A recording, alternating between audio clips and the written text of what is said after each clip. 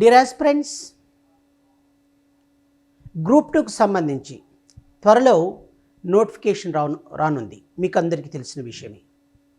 ఈ యొక్క గ్రూప్ 2లో స్క్రీనింగ్ టెస్ట్ అనేది ఉంటుందనేది మీకు అందరికీ తెలుసు. ఈ యొక్క స్క్రీనింగ్ టెస్ట్లో జాగ్రఫీ పాత్ర అనేది ఎనలేనిది. It plays significant role in group 2 examination, particularly screening test.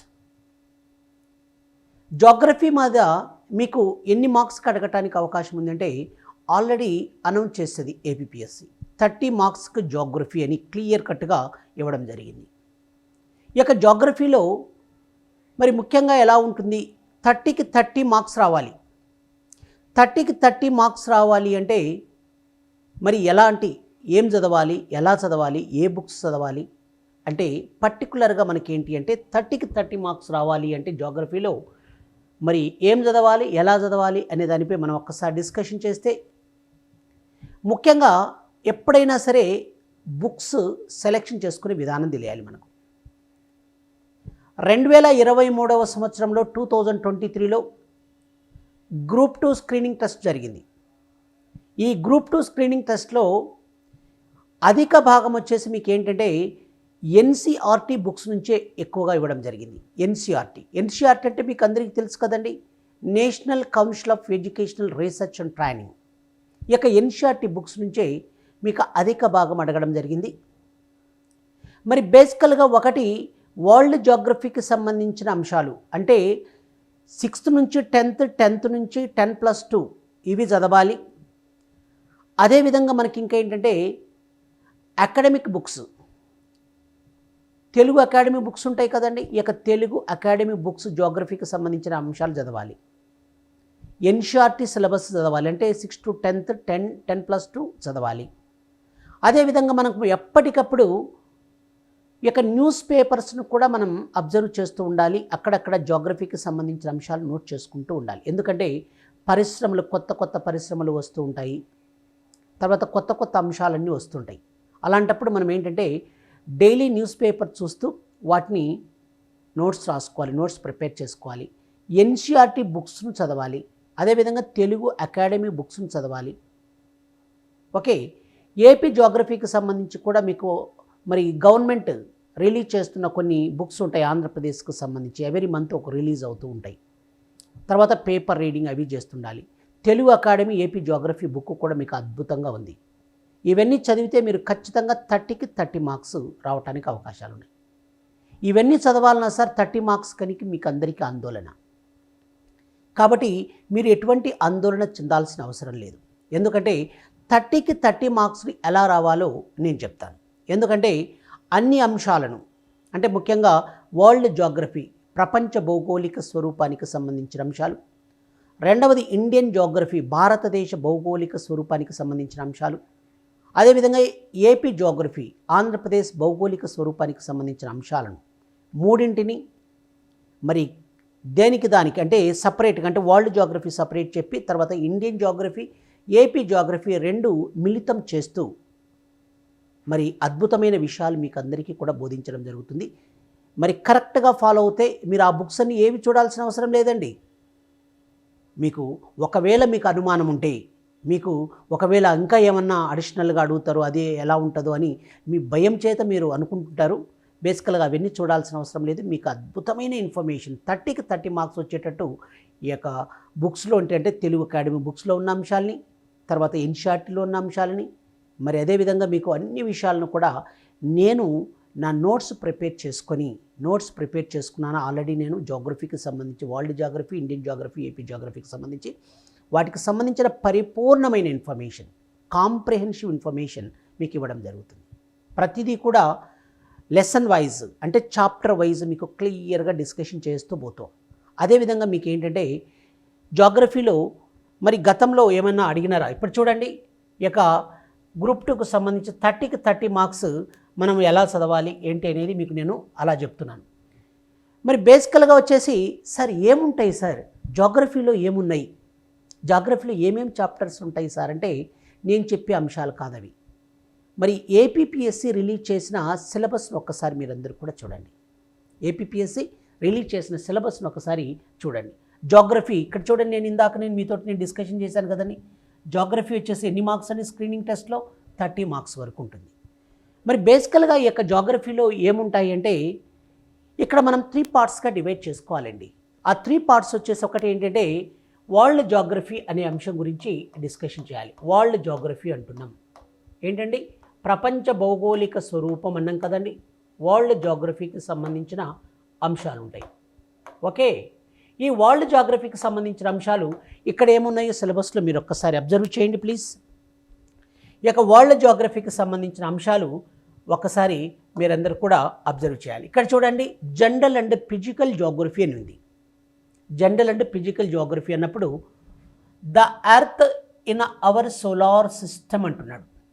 సౌర కుటుంబంలో మన భూమి అనే అంశం గురించి డిస్కషన్ చేయాలి.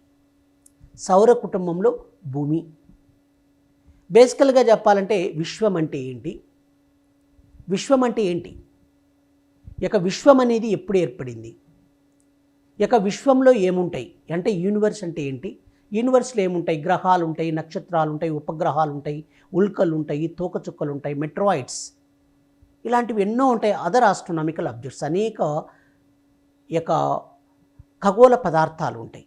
దాన్ని మనం విశ్వం అంటాం. ఇక బేసికల్గా చెప్పాలంటే సూర్యుడు కేంద్రక స్థానంలో ఉండి సూర్యుని చుట్టూ గ్రహాలు అనేవి పరిభ్రమిస్తున్నాయి. కాబట్టి దాన్ని మనం ఏమంటామంటే సోలార్ సిస్టమ్ అని, సౌర కుటుంబం అంటారు. అందువల్ల ఇక్కడ క్లియర్గా ఇచ్చాడు చూడండి, the earth in our solar system అని ఇచ్చాడు. సౌర కుటుంబంలో మన భూమి అనే దానిపై మనం ఒక డిస్కషన్ చేయాలి. అప్పుడు మనం ఏం డిస్కషన్ చేయాలి అంటే సూర్యుడి కేంద్రక స్థానంలో ఉంటే సూర్యుని చుట్టూ గ్రహాలు తిరుగుతున్నాయి కదండి. ఇక Mercury, Venus, Earth, Mars, Jupiter, Saturn, Uranus, Neptune. కాబట్టి ప్రస్తుతము ఈ యొక్క సౌర కుటుంబంలో సోలార్ సిస్టంలో గ్రహాల సంఖ్య ఎంత అంటే 8 ఉన్నాయి. మరి గతంలో మనం నవగ్రహాలు అనేవాళ్ళం కదా. మరి నవగ్రహాలు అయితే మరి యమగ్రహం ఎక్కడికి వెళ్ళిపోయింది, దానికి సంబంధించిన పరిపూర్ణమైన ఇన్ఫర్మేషన్ మీతోటి నేను డిస్కషన్ చేస్తాను. ఎందుకు గ్రహాల జాబితా నుంచి దాన్ని రిమూవ్ చేయడం జరిగింది, తొలగించడం జరిగింది, దానికి కారణాలు, రీజన్స్, అవన్నీ కూడా మీకు నేను చెప్తాను. ఓకేనా అండి. అదే ఒకటి, the earth in our solar system. Number 2 is interior of the earth అంటున్నాడు. ఇంటీరియర్ ఆఫ్ ద ఎర్త్ అంటే భూమి యొక్క అంతర్భాగ నిర్మాణం. భూమి యొక్క అంతర్భాగ నిర్మాణానికి సంబంధించి మీకు స్కూల్ బుక్స్లో చాలా క్లియర్ కట్గా ఇచ్చారు. దాన్ని మనం ఎలాబొరేట్గా చదువుకోవాలంటే స్కూల్ బుక్స్లో ఉన్నది సరిపోదండి. కాబట్టి దాన్ని ఎలాబొరేట్గా మనం డిస్కషన్ చేయాల్సి ఉంటుంది. జాగ్రఫీలో ఎలాబొరేట్గా చెప్పాలి అంటే 10+2 మరి ప్రైమరీ సెక్షన్లో 9th క్లాస్లో ఉంటుంది, చాలా అద్భుతంగా ఉంటుంది. ఆ అంశాలను మనం ఇంకా ఎలాబొరేట్గా చదువుకోవాలి. కాబట్టి భూ అంతర్భాగ నిర్మాణం ఎలా ఉంది అంటే internal structure of the earth గురించి డిస్కషన్ చేయాలి. క్రస్ట్ అంటే ఏంటి, మ్యాంటల్ అంటే ఏంటి, కోర్ అంటే ఏంటి, కోరును మళ్ళీ ఎన్ని రకాలుగా వర్గీకరించారు, మరి క్రస్ట్ అనేది ఎంత లోతు ఉంటుంది, మ్యాంటల్ అనేది ఎంత డెప్త్ ఉంటుంది, మరి ఏ ఎలిమెంట్స్ అనేటి పుష్కలంగా లభిస్తాయి, ఇలాంటి అంశాలన్నీ కూడా పరిపూర్ణంగా మనం డిస్కషన్ చేయాల్సి ఉంటుంది. ఎక్కడండి, interior structure of the earth అన్నప్పుడు. ఓకేనా, internal structure of the earth. కాబట్టి భూ అంతర్భాగ నిర్మాణానికి సంబంధించిన అంశాలు చెప్పాలి. తర్వాత మేజర్ ల్యాండ్ ఫామ్స్ అంటున్నాం అండ్ దేర్ ఫీచర్స్. అంటే మేజర్ ల్యాండ్ ఫామ్స్ అంటే ప్రధాన భూస్వరూపాలు అంటున్నాం. ఖచ్చితంగా అడుగుతారండి ఇక్కడ. ఇప్పుడు మనకు గతంలో క్వశ్చన్ పేపర్ చూస్తే ఇప్పుడు మీకు నేను క్వశ్చన్ పేపర్ కూడా చదివి వినిపిస్తానండి. కాబట్టి మేజర్ ల్యాండ్ ఫామ్స్ అంటున్నాం. మేజర్ ల్యాండ్ ఫామ్స్ ఉన్నప్పుడు ఏ పర్వతాలు ఎక్కడ ఉన్నాయి, మౌంటైన్స్ కానీ, ప్లాట్యూస్ కానీ, ప్లెయిన్స్ కానీ. ఇప్పుడు ఫర్ ఎగ్జాంపుల్ మౌంటైన్స్ ఉన్నాయి, పర్వతాలు, Alps mountains, Ural mountains, next one Andes mountains, Aravalli mountains. ఇవి ఏ ఖండాలలో విస్తరించి ఉన్నాయి, వేటిని పురాతన ముడత పర్వతాలు అంటారు, వేటిని నవీన అతి తరుణ ముడత పర్వతాలు, ఇలా క్వశ్చన్స్ అడుగుతున్నాడు. అదేవిధంగా పీఠభూములు, పర్వతాంతర పీఠభూమి, ఇంటర్ మాంటైన్ ప్లాట్యూ అంటే ఏంటి. ఓకే, నెక్స్ట్ వన్ ఫీడ్మాంట్ ప్లాట్యూ, గిరిపాద పీఠభూములు అంటే ఏంటి. తర్వాత కాంటినెంటల్ ప్లాట్యూ, ఖండాంతర్గత పీఠభూములు అంటే ఏంటి. లావా ప్లాట్యూస్ అంటే ఏంటి. వీటికి అన్నింటికి సంబంధించిన ఇన్ఫర్మేషన్, కాంప్రిహెన్సివ్ ఇన్ఫర్మేషన్ అంటే మీకు బుక్స్లో అంటే యొక్క స్కూల్ బుక్స్లో, ఎన్సీఆర్టీ బుక్స్లో ఉన్న అంశాలని ఎలాబొరేట్గా మీకు ఎక్కడికో తీసుకుపోయి ప్రతి అంశాన్ని కూడా మీకు నేను చెప్పడం జరుగుతుంది. ఓకేనా అండి. ప్లేన్స్కి సంబంధించిన అంశాలు కూడా అంతే. డెల్టాలు అంటే ఏంటి, డెల్టాలు అంటే ఏంటి, ఇలాంటి అంశాలు ఇవి కూడా అడిగాడని క్వశ్చన్స్. మీరు ఇవన్నీ కూడా కాంప్రిహెన్సివ్ ఇన్ఫర్మేషన్ మీకు నేను ఇస్తాను, దాంట్లో ఎటువంటి డౌట్ లేదు. కాబట్టి 30కి 30 మార్కులు వచ్చే విధంగా 30కి 30 మార్క్స్ అంటే ప్రిలిమినరీ ఎగ్జామినేషన్ నువ్వు పాస్ అయితేనే మంచి మార్క్స్ స్కోర్ వచ్చి నువ్వు క్వాలిఫై అయితేనే మెయిన్స్ రాసుకోవడానికి అవకాశం ఉంటుంది. ప్రిలిమినరీలోనే నువ్వు క్వాలిఫై కాకపోతే మెయిన్స్ ఎలా రాసుకోగలుగుతావు, నువ్వు గ్రూప్ 2 ఎలా సాధించగలుగుతావు. గ్రూప్ 2 అనేది ప్రస్తుతం వచ్చేసి చాలా మంచి ఉద్యోగం అండి. ముఖ్యంగా ఏంటంటే ఒక్కసారి గ్రూప్ 2 ఎగ్జామినేషన్ గ్రూప్ 2లో మీరు మంచి ఉద్యోగం ఎగ్జిక్యూటివ్ పోస్టు సంపాదించారనుకోండి, అంటే తహసీల్దార్ అంటే డిప్యూటీ తహసీల్దార్ పోస్టు సంపాదిస్తే తహసీల్దార్ అవుతావు. తర్వాత ప్రమోషన్ మీద మీకు ఏంటంటే మరి ఆర్డీఓ రెవెన్యూ డివిజనల్ ఆఫీసర్ వరకు వెళ్ళటానికి, అంటే జాయింట్ కలెక్టర్ వరకు వెళ్ళటానికి అవకాశాలు ఉంటాయి. చూడండి, అంత మంచి ఉద్యోగం మనం పోగొట్టుకోలేం కదండి. కాబట్టి నువ్వేం చేయాలి, ప్రిలిమినరీ ఎగ్జామినేషన్ ఎటువంటి పరిస్థితుల్లో మంచి మార్క్స్ తెచ్చుకోవాలి అంటే మరి ప్రతి సబ్జెక్టును కూడా, అంటే మొత్తం 150 మార్క్స్కి ఉంటుంది కదండి. 150 మార్కుల్లో మరి జాగ్రఫీ వచ్చేసి 30 మార్క్స్ ఉంది. మరి 30కి 30 వచ్చాయనుకోండి, మిగతాటి కూడా ఒక మంచి మార్క్స్ తెచ్చుకున్నారనుకోండి, ఆటోమేటిక్గా ప్రిలిమ్స్ అనేది క్లియర్ అవుతుంది. మెయిన్స్ రాస్తారు, మెయిన్స్ కూడా మీరు అద్భుతంగా చేయగలుగుతారు. ఒక ప్లాన్గా, ఒక పద్ధతిగా, ఒక కమిట్మెంట్ తోటి, ఒక డెడికేషన్ తోటి ముందుకెళ్తే ఖచ్చితంగా మీరు మెయిన్స్ కూడా క్లియర్ అవుతుంది. మరి ఎగ్జిక్యూటివ్ పోస్ట్ కానీ నాన్ ఎగ్జిక్యూటివ్ కానీ ఏది వచ్చినా కూడా అద్భుతమే. మరి ఈ యొక్క ఎగ్జిక్యూటివ్లో యొక్క ఎక్సైజ్ ఎస్ఐ పోస్ట్ వచ్చిందనుకోండి, గెస్టెడ్ అండి. ఇలాంటివన్నీ కూడా మంచి పోస్టులు. మనం అడిషనల్ ఎస్పీ మరి ఎంత స్థాయి కంటే అంత స్థాయికి వెళ్ళచ్చు. అంటే ఎక్సైజ్లో ఎస్పీ వరకు కూడా వెళ్ళిన వాళ్ళు ఉన్నారండి గతంలో. కాబట్టి మంచి అద్భుతమైన పోస్టులు అండి. నాన్ ఎగ్జిక్యూటివ్ కూడా అంతే, మీకు సెక్రటేరియట్లో కానీ జాబ్లో వస్తాయి. ఏఎస్ఓ అసిస్టెంట్ సెక్షన్ ఆఫీసర్, మరి డిప్యూటీ సెక్రటరీ, అడిషనల్ సెక్రటరీ వరకు కూడా వెళ్ళటానికి అవకాశాలు ఉంటాయి. అంటే ఏవైనా జీవోలు తయారు చేయాలంటే మీ పర్మిషన్ లేనిది అవ్వదు, అంత మంచి పోస్టులు అండి. మరి కాబట్టి ప్రతి ఒక్కరూ కూడా కలలు కనండి, వాటిని సాకారం చేసుకోండి. ఉత్త కలలు కంటే సరిపోదండి, మంచిగా నీట్గా చదవడం ప్రారంభించండి. ఓకేనా? కాబట్టి ఈ యొక్క ల్యాండ్ ఫామ్స్కు సంబంధించిన పరిపూర్ణమైన ఇన్ఫర్మేషన్ మీకు నేను చెప్పడం జరుగుతుంది. ఇంకా వరల్డ్ జాగ్రఫీలో మీకు ఏంటంటే క్లైమటాలజీ, క్లైమేట్కి సంబంధించిన అంశాలు. ఆ క్లైమటాలజీలో మీకు ఏంటంటే అసలు ఏంటి, అట్మాస్ఫియర్ అంటే ఏంటి, క్లైమేట్ అంటే ఏంటి, వెదర్ అంటే ఏంటి, ఇలాంటి అంశాలన్నీ కూడా చాలా క్షుణ్ణంగా మీతో నేను డిస్కషన్ చేస్తాను. ఓకే, అసలు క్లైమేట్ అంటే ఏంటి, వెదర్ అంటే ఏంటి, what is the difference between climate and weather, మరి క్లైమేట్ని ఇన్ఫ్లుయెన్స్ చేసే అంశాలు ఏమైనా ఉన్నాయా, ఏ అంశాలు ఇన్ఫ్లుయెన్స్ చేస్తాయి, లానినో అంటే ఏంటి, ఎల్నినో అంటే ఏంటి, జెట్ స్ట్రీమ్స్ అంటే ఏంటి, ఇలాంటి చాలా అంశాలు ఉన్నాయండి. అవన్నీ కూడా నేను డిస్కషన్ చేస్తాను మీతోటి. ఓకేనా? ఎస్. అవే కాకుండా ఇంకా చూడండి, అట్మాస్ఫియర్, కంపోజిషన్ ఆఫ్ అట్మాస్ఫియర్ అన్నాం. ఇక అట్మాస్ఫియర్ అంటే ఏంటి? ఇప్పుడు ఫర్ ఎగ్జాంపుల్ అట్మాస్ఫియర్ అంటే మనం ఏది పడితే అది నోటుకొచ్చినవి చెప్పకూడదు. బేసికల్గా చెప్పాలంటే కొన్ని అథెంటిక్ ఆర్గనైజేషన్స్ ఆర్ ఇన్స్టిట్యూషన్స్ ఉంటాయి. ఇప్పుడు ఫర్ ఎగ్జాంపుల్ నాసా అంటున్నాం. నాసా అంటే ఏంటండి, national aeronautics and space administration అంటారు. ఈ యొక్క national aeronautics and space administration ఏమంటుందంటే అట్మాస్ఫియర్ అంటే ఏమని చెప్పిందో నిర్వచనం తెలుసా అండి మీకు? డెఫినేషన్ ఇలాంటివి ఖచ్చితంగా తెలుసుకోవాలండి. మీకు ఏమంటాడంటే ఒక్కోసారి డెఫినేషన్ ఇస్తాడు. The earth crust is surrounded by thin air layer, the thin air layer is called as atmosphere set by అంటాడు. అంటే ఈ యొక్క క్రస్ట్ అంటే భూపటలము చుట్టూ సన్నని గాలి పొర చేత చుట్టబడి ఉంది. క్రస్ట్ చుట్టూ సన్నని గాలి పొర ఉంది. ఈ సన్నని గాలి పొరను ఏమంటారంటే వాతావరణం అని అట్మాస్ఫియర్ అంటారు. ఎవరన్నారు ఈ మాట, ఎవరు ఇచ్చారు ఈ నిర్వచనాన్ని, ఇలాంటి క్వశ్చన్స్ అడుగుతాడు. ఇస్రో అంటాడు, నాసా అంటాడు, తర్వాత IPCC intergovernmental panel on climate and change, world meteorological organization ఇలాంటివి ఇస్తాడు. కాబట్టి ఇలాంటివి కూడా మీరు ఖచ్చితంగా గుర్తుంచుకోవాలి. Very very important information. అదేవిధంగా ఓషనోగ్రఫీకి సంబంధించిన అంశాలు, ఓషన్ వాటర్ అంటున్నాం. టైడ్స్ అంటే తరంగాలంటే, పర్వవేల తరంగాలంటే ఏంటి, తర్వాత లఘువేల తరంగాలంటే ఏంటి, తరంగం అంటే ఏంటి, వేవ్స్ అంటే ఏంటి, తర్వాత కరెంట్ అంటే ఏంటి, డ్రిఫ్ట్ అంటే ఏంటి, సముద్రంలో ఇవన్నీ వస్తుంటాయండి. మరి ఏంటి వీటికి సంబంధించిన పరిపూర్ణమైన ఇన్ఫర్మేషన్, పసిఫిక్ ఓషన్లు ఏమొస్తాయి, అట్లాంటిక్ ఓషన్లు ఏమొస్తాయి, ఇండియన్ ఓషన్లు ఏమొస్తాయి, వాటికి సంబంధించిన ఇన్ఫర్మేషన్ మీకు అందరికీ చెప్పడం జరుగుతుంది. అంటే ఓవరాల్గా ఇక్కడ ఏంటండి, world geography is nothing but it can be broadly classified into 3 categories. World జాగ్రఫీని మనం ఎలా వర్గీకరించవచ్చు అంటే, వన్ ఈజ్ జియోమార్ఫాలజీ అని చెప్పుకోవచ్చు. ఇవన్నీ ఇక్కడ చెప్పాలి, జియోమార్ఫాలజీ అనే అంశం. జియోమార్ఫాలజీకి సంబంధించిన అంశాలు ఇవన్నీ కూడా, ఇప్పుడు చెప్పే అంశాలన్నీ కూడా జియోమార్ఫాలజీలో వస్తాయి. తర్వాత రెండవది వచ్చేసి సెకండ్ వన్, జియోమార్ఫాలజీ అంటే earth, solar system, internal structure of the earth, landforms, ఇలాంటివన్నీ కూడా. రెండవది క్లైమటాలజీ అన్నాం, ఇందాక చెప్పినామంది కదండి. క్లైమటాలజీ అంటే ఏంటి? క్లైమటాలజీ అంటున్నాం అంటే శీతోష్ణ స్థితి శాస్త్రానికి సంబంధించి. క్లైమేట్ అంటే ఏంటి, వెదర్ అంటే ఏంటి, అట్మాస్ఫియర్ అంటే ఏంటి, ఇవన్నీ కూడా దీనికి సంబంధించి. అండ్ థర్డ్ వన్, మూడవది వచ్చేసి ఏంటి అంటే, థర్డ్ వన్ ఈజ్ మూడవది. ఈ మూడవది మనం ఏం చెప్పుకుంటున్నామంటే, థర్డ్ వన్ ఈజ్ ఓషనోగ్రఫీ అంటున్నాం. ఓషనోగ్రఫీ అంటే ఇందాక చెప్పాం కదండి.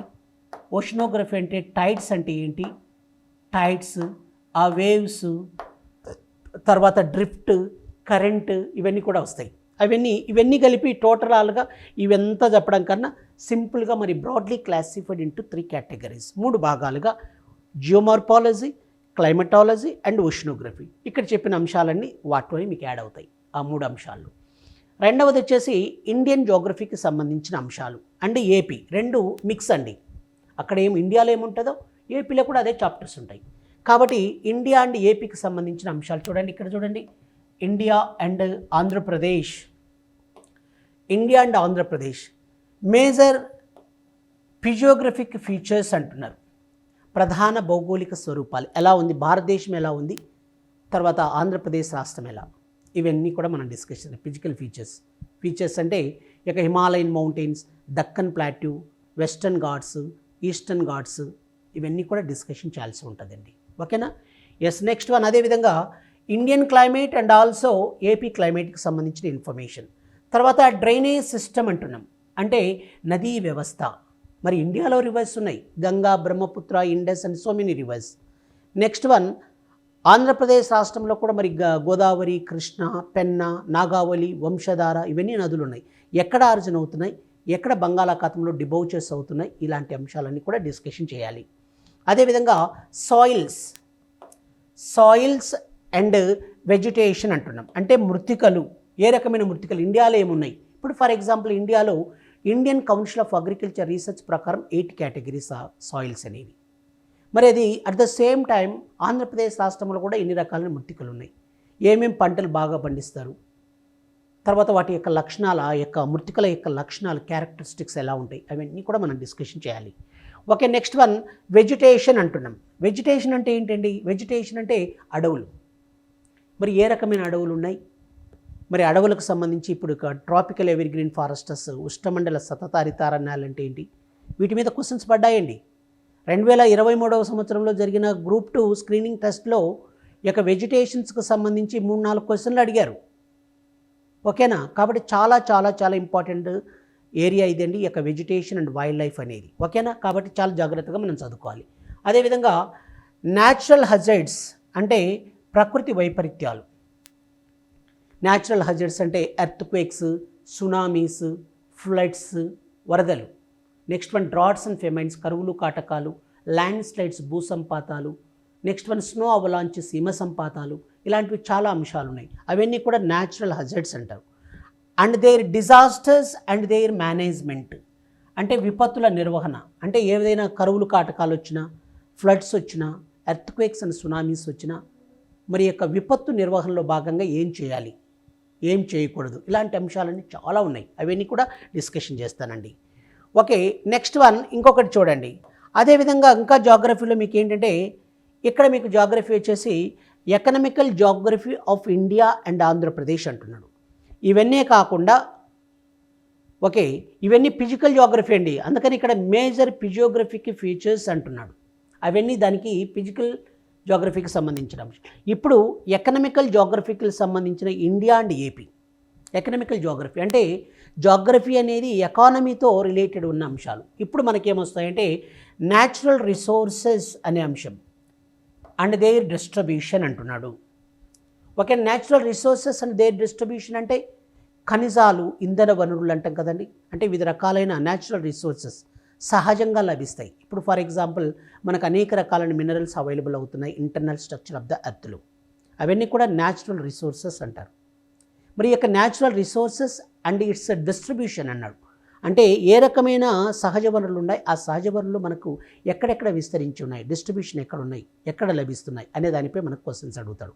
చాలా ఎలాబొరేట్గా అడుగుతాడండి. అవన్నీ కూడా మీతో నేను డిస్కషన్ చేస్తాను. ఓకేనా అండి. అదేవిధంగా మీకు అగ్రికల్చర్, వ్యవసాయం అండి.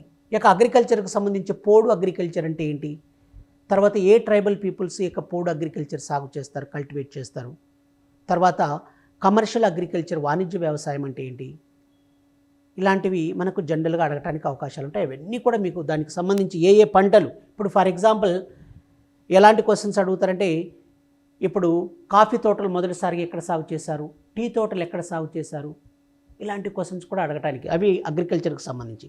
అదేవిధంగా ఆగ్రో బేస్డ్ యాక్టివిటీస్ అంటున్నారు. అంటే ఆగ్రో బేస్డ్స్ అంటే ఇక టీ వండుతుంది, మరి టీ ఫ్యాక్టరీలు కావాలి, కాఫీ పండిస్తారు, వాటిని సీడ్స్ని సపరేట్ చేసి అవన్నీ కూడా గ్రేడింగ్ చేయడానికి ఇక ఇండస్ట్రీస్ అవటం, ఇవన్నీ కూడా దానికి సంబంధించిన అంశాలు. And also distribution of major industries అన్నారు. ప్రధానమైన పరిశ్రమలు, ఇప్పుడు ఐరన్ స్టీల్ ప్లాంట్స్ కావచ్చు, నెక్స్ట్ వన్ అల్యూమినియం ఇండస్ట్రీస్ కావచ్చు, కాపర్ ఇండస్ట్రీస్ కావచ్చు, ఇలాంటివన్నీ అంశాలన్నీ కూడా మేజర్ ఇండస్ట్రీస్ ఉన్నాయి. అదేవిధంగా industrial belts or industrial regions. ఇప్పుడు Chota Nagpur industrial region, Hooghly industrial region, Delhi Amritsar industrial region, Pune and Mumbai industrial region, Hyderabad particularly Patancheru industrial region. ఇలా ఇండస్ట్రియల్ రీజన్స్కు సంబంధించిన అంశాలు కూడా మీకు అడగటానికి అవకాశాలు ఎక్కువగా ఉన్నాయి. Very very very important. ఓకేనా, ఇవి మనం ఖచ్చితంగా గుర్తుంచుకోవాలి. అదేవిధంగా ఇంకా అంటే ఏంటంటే ట్రాన్స్పోర్ట్ సిస్టమ్ అంటున్నాడు. ట్రాన్స్పోర్ట్, రవాణా వ్యవస్థ. ఈ transport, communication and also tourism and trade అంటున్నాడు. ఇక రవాణా వ్యవస్థ కావచ్చు, సమాచార ప్రసార వ్యవస్థలు కావచ్చు, టూరిజం అండ్ ట్రేడ్ అంటే పర్యాటక రంగం మరియు వ్యాపారం, ఇవన్నీ కూడా చాలా చాలా చాలా ఇంపార్టెంట్ అండి. ఇవి AP and also India and ఏపీకి సంబంధించి రవాణా వ్యవస్థ ఎలా ఉంది, నేషనల్ హైవేస్ ఎక్కడున్నాయి, స్టేట్ హైవేస్ ఎక్కడున్నాయి, బోర్డర్ రోడ్స్ ఎక్కడున్నాయి, తర్వాత ఇన్లాండ్ వాటర్వేస్ ఎక్కడున్నాయి, సీ వాటర్వేస్ ఎక్కడున్నాయి, ఇవన్నీ కూడా మనం డిస్కషన్ చేయాల్సి ఉంటుంది. ఓకేనా అండి. అదేవిధంగా human geography of India and Andhra Pradesh అన్నాడు. హ్యూమన్ జాగ్రఫీ అంటే పాపులేషన్కి సంబంధించిన ఇన్ఫర్మేషన్, పర్టికులర్గా హ్యూమన్ డెవలప్మెంట్ ఎలా జరుగుతుంది, డెమోగ్రాఫిక్స్, అర్బనైజేషన్ అండ్ మైగ్రేషన్ అంటే పట్టణీకరణ మరియు వలసలు అనే అంశం. అదేవిధంగా racial, tribal, religious and linguistic groups అంటున్నారు. ఈ యొక్క మతాలు కావచ్చు, కులాలు కావచ్చు, మరి భాషాపరంగా కావచ్చు, ఇవన్నీ కూడా ఉంటాయి మనకి. ఇవన్నీ కూడా మీకు ఏంటి అంటే ఈ యొక్క జాగ్రఫీకి సంబంధించి అంశాలు. కాబట్టి వరల్డ్, ఇండియా అండ్ ఆంధ్రప్రదేశ్ ఇది మీ సిలబస్. ఈ సిలబస్ మీద ఎవరికైతే పట్టు ఉంటుందో వాళ్ళు 30కి 30 మార్క్స్. అంటే సిలబస్ మీద పట్టుంటే సరిపోదండి, ఈ అంశాల మీద పరిపూర్ణమైన ఇన్ఫర్మేషన్ మీరు గ్యాదర్ చేసుకోవాలి. గ్యాదర్ చేసుకోవాలంటే మీ వల్ల కాదు, ఎందుకంటే మీరు ఇప్పుడు చేయలేరు. వాటికి సంబంధించిన ఇన్ఫర్మేషన్ ఎక్కడి నుంచి గ్యాదర్ చేయాలో మాకు మాత్రమే తెలుసు. కాబట్టి ఇన్ఫర్మేషను వరల్డ్ జాగ్రఫీకి సంబంధించిన అంశాలు కావచ్చు, ఇండియన్ జాగ్రఫీకి సంబంధించిన అంశాలు కావచ్చు, తర్వాత అదేవిధంగా ఆంధ్రప్రదేశ్ జాగ్రఫీకి సంబంధించిన అంశాలను ఎలా గ్యాదర్ చేసి మంచిగా నీట్గా గ్యాదర్ చేసి ఆ అంశాలన్నింటినీ కూడా మీకు ఇవ్వడం జరుగుతుంది. అవి వీడియో రూపంలో అద్భుతంగా ఉంటాయి. మీరందరూ కూడా సద్వినియోగం చేసుకోండి. మరి 2023లో జరిగిన, ఇప్పుడు చూడండి 2023 యొక్క 2023లో 2023వ సంవత్సరంలో 2023లో ఈ యొక్క గ్రూప్ 2 స్క్రీనింగ్ టెస్ట్ జరిగింది. ఈ యొక్క 2023 గ్రూప్ 2 స్క్రీనింగ్ టెస్ట్లో అడిగిన కొన్ని క్వశ్చన్స్, కొన్ని ఎగ్జాంపుల్స్ మీకు నేను చెప్తాను. చూడండి ఎంత అద్భుతంగా ఉన్నాయో. ఇప్పుడు ఫర్ ఎగ్జాంపుల్ ఫస్ట్ ఇంగ్లీష్లో చూడండి, pre monsoon mango showers are common in the coastal area of అన్నాడు. Pre monsoon mango showers are common in the coastal areas of. Options Karnataka, number 2 is Tamil Nadu, and third one is Gujarat, and fourth one is Andhra Pradesh. ఇక్కడ కూడా చూడండి, ఇది final key అండి, final key. Okay, ఋతుపవనాలకు ముందు పడే మామిడి జల్లులు ఏ కోస్తా తీర ప్రాంతంలో సాధారణంగా కురుస్తాయి అన్నాడు. 1 కర్ణాటక, 2 తమిళనాడు, 3 గుజరాత్, 4 ఆంధ్రప్రదేశ్ అన్నాడు. కాబట్టి ఇక్కడ కరెక్ట్ ఆన్సర్ వచ్చేసి ఏంటంటే కర్ణాటక రాష్ట్రం. కానీ ఒక్క విషయం అండి, ఇది ఫైనల్ కీలో మీకు కర్ణాటకని ఇచ్చారు, కానీ వాస్తవానికి మ్యాంగో షవర్స్ మామిడి చిరు జల్లులు. ఒకసారి అందరూ కూడా అబ్జర్వ్ చేయాలి. ఏపీపీఎస్సీ కర్ణాటకని ఇచ్చింది, ఫైనల్ కీ అండి ఇది. కానీ నేను ఒక చిన్న మాట మీకు నేను ఒక క్లియర్గా చెప్తాను. ఈ యొక్క మ్యాంగో షవర్స్ అంటే మామిడి చిరుజల్లులు అంటున్నారు. ఈ మ్యాంగో షవర్స్ మామిడి చిరుజల్లులు అంటున్నాం కదండి. ఇవి వచ్చేసి మనకు బేసికల్గా వచ్చేసి ఎక్కడంటే వీటిని ఏరువాక అని, తొలకరి జల్లులు అని కూడా అంటారు. ఆంధ్రప్రదేశ్ రాష్ట్రం అని చెప్పుకోవచ్చు మనం, కానీ ఏపీపీఎస్సీ ఆల్రెడీ కర్ణాటక రాష్ట్రం అని చెప్పింది. మరి కర్ణాటక రాష్ట్రంలో మరి ఎక్కడ ఏమంటారంటే కర్ణాటక రాష్ట్రంలో చెర్రీ బ్లోజమ్స్ అంటారు అన్న విషయాన్ని మీరు గుర్తుపెట్టుకోవాలి. ఏమంటారండి? చెర్రీ బ్లోజమ్స్ అని పిలుస్తారు. ఓకేనా? కాబట్టి కర్ణాటక రాష్ట్రం అనేది కరెక్ట్ ఆన్సర్ అండి. ఎందుకంటే ఏపీపీఎస్సీ ఫైనల్ కీలో మరి కర్ణాటకనే ఇచ్చింది. కానీ మీకు నేను ఒక చిన్న మాట చెప్పాలి కాబట్టి అలా చెప్పాను. ఓకేనా? ఎస్. రెండవది, in India very deep black soils are found in అంటున్నాడు. In India very deep black soils are found in. కింద ఆప్షన్ చూడండి. 1 north western part of the Deccan plateau, number 2 eastern part of the Deccan plateau, third one is southern part of Deccan plateau, fourth one is southern eastern part of the Deccan plateau అంటున్నాడు. తెలుగులో కూడా ఒకసారి observe చేయండి. భారతదేశంలో చాలా లోతైన నల్ల నేలలు ఇక్కడ కనిపిస్తాయి అంటున్నాడు. కాబట్టి 1 దక్కన్ పీఠభూమి యొక్క ఉత్తర వాయువ్య భాగంలో అంటే ఉత్తర వాయువ్య భాగంలోను, నెంబర్ 2 దక్కన్ పీఠభూమి తూర్పు భాగం, థర్డ్ వన్ దక్కన్ పీఠభూమి యొక్క దక్షిణ భాగం, ఫోర్త్ వన్ దక్కన్ పీఠభూమి యొక్క ఆగ్నేయ భాగం అంటున్నాడు. బేసికల్గా చెప్పాలంటే ఎక్కడ అంటే దక్కన్ పీఠభూమి అనేది మీకు ఎలా ఉంటుందంటే బేసికల్గా చెప్పాలంటే తిరగబడిన త్రిభుజాకారంలో ఉంటుందండి. ఇలా ఉంటుంది దక్కన్ పీఠభూమి అనేది. ఈ యొక్క దక్కన్ పీఠభూమి యొక్క ఉత్తర భాగం అంటే ఎక్కడండి? ఉత్తర భాగం అంటే ఈ పార్ట్ అంతా కూడా. కాబట్టి ఈ భాగంలోను బేసికల్గా ఇదంతా ఉత్తర భాగం. ఈ యొక్క ఉత్తర భాగంలో నార్త్ పార్ట్లోను, అదేవిధంగా ఈ పార్ట్ వచ్చేసి ఏంటండి? ఈ పార్ట్ వచ్చేసి నార్త్ వెస్ట్ పార్ట్ అంటే వాయువ్య భాగం అంటారు. కాబట్టి ఇదేమో నార్త్ వెస్ట్ పార్ట్. కాబట్టి ఎక్కడున్నాయి? దక్కన్ పీఠభూమి యొక్క ఇది ఉత్తర భాగం నార్త్ వెస్ట్ పార్ట్లో ఉంది. ఇది కరెక్ట్ ఆన్సర్ అండి. కాబట్టి ఈ యొక్క దక్కన్ పీఠభూమి అనేది తిరగబడిన త్రిభుజాకారంలో ఉంది. ఇది లావా చేత ఏర్పడిన పీఠభూమి అండి. కొన్ని మిలియన్ల సంవత్సరాల క్రితం, కొన్ని మిలియన్ల సంవత్సరాల క్రితం భూ అంతర్భాగంలో లావా అనే పదార్థం అనేది ఈ యొక్క చల్లబడి ఘనీభవించి ఏర్పడినది. మరి ఈ యొక్క లావా అనేది బేసికల్గా ఏంటంటే మెగ్నీషియం అనే మూలకాన్ని కలిగి ఉంటుంది బేసికల్గా. ఈ యొక్క అందువల్ల ఇక్కడ ఏంటంటే ఈ మృత్తికలు నల్లగా ఈ యొక్క బ్లాక్ ఇన్ కలర్లో ఉంటాయి. ఈ యొక్క దక్కన్ పీఠభూమి యొక్క ఏ భాగంలో అంటే దక్కన్ పీఠభూమి అధిక భాగం ఎక్కడుందండి? తెలంగాణ రాష్ట్రంలో ఉత్తర భాగం తెలంగాణ రాష్ట్రం, అదేవిధంగా మహారాష్ట్రలో కూడా విస్తరించి ఉంది. కాబట్టి ఈ యొక్క నల్ల రేగడి నేలలు బ్లాక్ రేగర్ సాయిల్స్ అనేవి దక్కన్ పీఠభూమి యొక్క ఉత్తర భాగంలోను వాయువ్య భాగంలో విస్తరించి ఉన్నాయి. ఇది కరెక్ట్ ఆన్సర్ అండి. ఓకేనా అండి? ఎస్. నెక్స్ట్ వన్ ఇంకా క్వశ్చన్ చూడండి మీకు ఎలాంటివి అడిగాడు. ఇప్పుడు for example next one, the most wide spread forests in India are 1 is a tropical evergreen forests, number 2 semi evergreen forests, third one is a tropical deciduous forests and fourth one is a temperate deciduous forests. Okay, ఇక్కడ తెలుగులో చూడండి. భారతదేశంలో అత్యంత విస్తృతమైన అడవులు ఏవి అంటే భారతదేశంలో అధిక భాగం విస్తరించి ఉన్న అడవులు ఏంటి? మరి భారతదేశంలో అనేక రకాలైన అడవులు ఉన్నాయండి. ఇప్పుడు ఫర్ ఎగ్జాంపుల్ ఎలాంటి అడవులు ఉన్నాయంటే సమశీతోష్ణ అడవులు ఆర్ దేవదారు అడవులు ఉన్నాయి. మరి సమశీతోష్ణ అడవులు ఆర్ దేవదారు అడవులు జమ్మూ అండ్ కాశ్మీర్ గుల్మార్గ్ ప్రాంతంలో అటు హిమాలయన్ బెల్ట్లో ఉన్నాయి. మరి ద్వీపకల్ప భారతదేశం పెనిన్సులర్ ఇండియా మీకు అందరికీ తెలుసు. ఈ పెనిన్సులర్ ఇండియా ద్వీపకల్ప భారతదేశం అంటే మధ్యప్రదేశ్, ఛత్తీస్గఢ్, జార్ఖండ్, ఒడిస్సా, ఆంధ్రప్రదేశ్, తెలంగాణ, కర్ణాటక ఇదంతా ఇదంతా పెనిన్సులర్ అప్లాండ్ ద్వీపకల్ప భారతదేశం. కాబట్టి ఈ యొక్క ద్వీపకల్ప భారతదేశం అనేది వైశాల్య రీత్యా అంటే in terms of area as per area concern ఇది ఎలా ఉంటుందంటే చాలా పెద్దదండి. ద్వీపకల్ప పీఠభూమి ఎన్ని లక్షల చదరపు కిలోమీటర్లు అంటే 16 లక్షల చదరపు కిలోమీటర్ల భూభాగంలో విస్తరించి ఉంటుంది. కాబట్టి ఈ యొక్క ద్వీపకల్ప పీఠభూమిలో మధ్యప్రదేశ్, ఛత్తీస్గఢ్, జార్ఖండ్, ఒడిస్సా, ఆంధ్రప్రదేశ్, తెలంగాణ, కర్ణాటక వంటి రాష్ట్రాల్లో విస్తరించి ఉన్నాయి.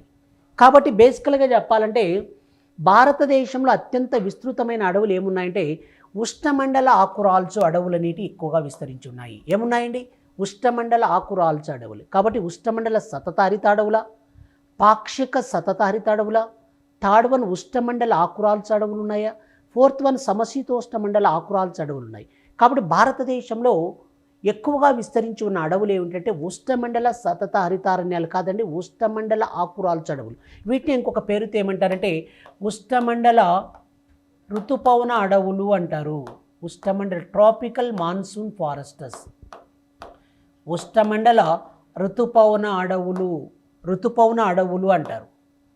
ఉష్ణమండల ఋతుపవన అడవులు ఆరు ఆకురాల్చు అడవులు అంటారు. ఇవి ఎక్కువ భాగం విస్తరించి ఉన్నాయి. ఎక్కడ విస్తరించి ఉన్నాయంటే భారతదేశంలో, ఇక ద్వీపకల్ప భారతదేశంలో ఎక్కువగా విస్తరించి ఉన్నాయి. కాబట్టి కరెక్ట్ ఆన్సర్ ఇది అన్నమాట. ఓకేనా అండి?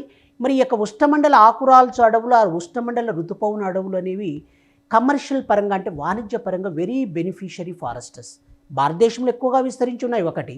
నెంబర్ 2 వచ్చేసి వాణిజ్యపరంగా అత్యంత మేలు రకపు అడవులు అంటే as per commercial purpose very beneficiary foresters అంటే టేకు, రెడ్వుడ్ ఆర్ రెడ్ శాండల్వుడ్, సాల్, బ్యాంబూ ఇలాంటివన్నీ బాగా పుష్కలంగా లభిస్తాయండి. కాబట్టి ఈ యొక్క ఫారెస్ట్ ప్రోడక్ట్స్ అంటే ఆటవిక ఉత్పత్తులు మంచి వాల్యుబుల్ టింబర్ అనేది మనకు అవైలబుల్ అవుతుంది. అందువల్లనే వాణిజ్యపరంగా అత్యంత మేలు రకం అడవులు. మరి భారతదేశంలో అత్యధిక భాగం కూడా విస్తరించి ఉన్న అడవులు ఏవి అంటే ఇక ఉష్ణమండల ఆకురాల్చ అడవులు ఆరు ఉష్ణమండల ఋతుపవన అడవులు. కరెక్ట్ ఆన్సర్ అండి. ఓకేనా? ఎస్. 48 క్వశ్చన్ చూడండి. Match the following list 1 and list 2 అంటున్నాడు. రివర్ అండ్ ఆల్సో ఆరిజిన్ అంటున్నాడు.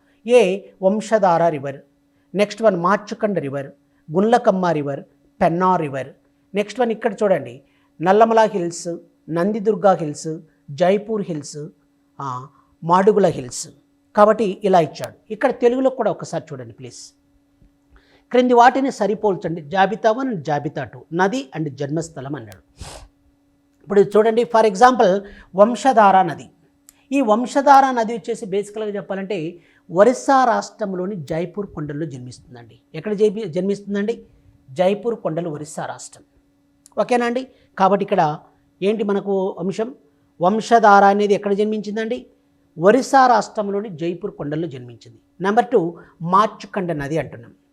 ఈ యొక్క మార్చుకండ నది యొక్క జన్మస్థలం ఎక్కడంటే మాడుగుల కొండలండి. ముదుగలనిచ్చారు, ముదుగలు కాదండి, మాడుగుల కొండలు, మాడుగుల హిల్స్, మాడుగుల కొండల్లో జన్మిస్తుంది మార్చుకండ నది. మరి గుండ్లకమ్మ నది ఎక్కడ జన్మించిందంటే నల్లమల కొండలు, నల్లమల హిల్స్లో. పెన్నార్ నది ఎక్కడ జన్మించిందంటే నందిదుర్గ కొండలు. ఇది కర్ణాటక రాష్ట్రంలోని కోలార్ జిల్లాలో ఉంటుంది. కాబట్టి మీరు ఎప్పుడైనా గుర్తుపెట్టుకోవాల్సిన అంశం ఏంటండి?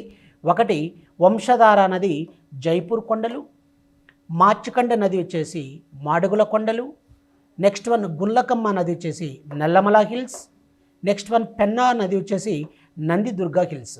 కాబట్టి దీని ప్రకారం మీకు ఏంటంటే A3 వచ్చేసి ఏంటండి? జైపూర్ కొండలు చూడండి. నెక్స్ట్ వన్ B4 వచ్చేసి ఏంటండి? మాడుగుల కొండలు. నెక్స్ట్ వన్ C1 వచ్చేసి నల్లమల కొండలు. నెక్స్ట్ వన్ పెన్నా నది వచ్చేసి నందిదుర్గ కొండలు, D2. కాబట్టి మీరు ఇలా గుర్తుంచుకోవాలి. ఇలా మీకు గతంలో అడిగిన క్వశ్చన్స్ అండి ఇవి. గ్రూప్ 2లో 2023 స్క్రీనింగ్ టెస్ట్లో అడిగిన కొన్ని ఎగ్జాంపుల్స్ మీకు ఇవ్వడం జరిగింది. కాబట్టి మీరందరూ కూడా ఈ యొక్క క్లాసెస్ శ్రద్ధగా వింటే 30కి 30 మార్క్స్ రావడానికి మరి అవకాశాలు మెండుగా ఉన్నాయి. ఓకేనా? Thank you very much to all.